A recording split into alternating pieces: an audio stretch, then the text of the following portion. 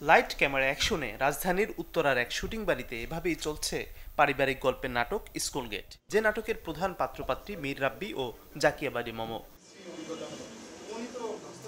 লুৎফর হাসানের গল্পে প্রাত্যহিক জীবনের টানাপোড়েনের নাটকটি পরিচালনা করছেন সোহেল রাজ। শুটিংয়ের ফাঁকে মম জানালেন নাটকটিতে অভিনয়ের কারণ। ভালো লেগেছে কেমন, গল্পটার মধ্যে একটা ইনোসেন্সি আছে, জীবনের গল্প, মানুষের সম্পর্কের গল্প, এক্স্যাক্টলি, এবং আমাদের চারপাশের গল্প, আমাদের চেনা গল্প।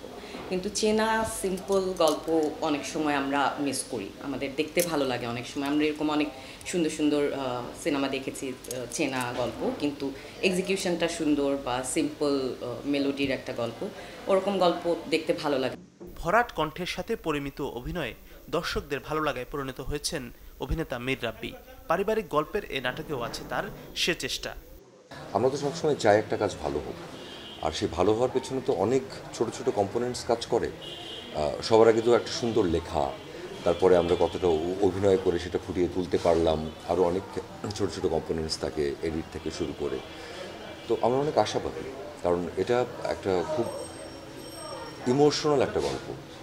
এর আগে সত্য ঘটনার ছায়া নির্মিত নিরুদ্দেশ নাটকের মাধ্যমে বেশ দর্শক সাড়া পেয়েছিলেন নির্মাতা সোহেল রাজ ও নাট্যকার লুৎফর হাসান। দুজনের দ্বিতীয় কাজটি নিয়ে জানালেন ভাবনার কথা। গল্প লেখা আছে, সেই গল্পগুলো আমি এমনভাবে লিখেছি যে 10 বছর পরেও সেগুলো প্রাসঙ্গিক। যেমন আজকের স্কুল গেটের যে ব্যাপারটা, এটা চিরকাল প্রাসঙ্গিক থাকবে। একটা বাচ্চাকে নিয়ে টানাপোড়েন, এই ব্যাপারটা সারা জীবন থাকবে।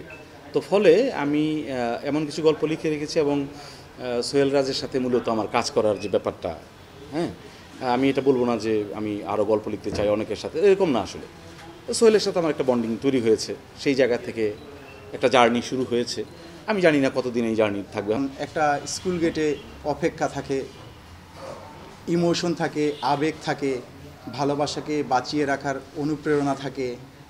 আমাদের স্কুল গেট গল্পটি মূলত এগুলোকে কেন্দ্র করি। শুটিং শেষে স্কুল গেট যাবে সম্পাদনা টেবিলে। শিগগিরই দর্শকরা নাটকটি দেখতে পারবেন বলে জানান নির্মাতা। মাজহারুল ইসলাম তামিম, চ্যানেল 24, ঢাকা।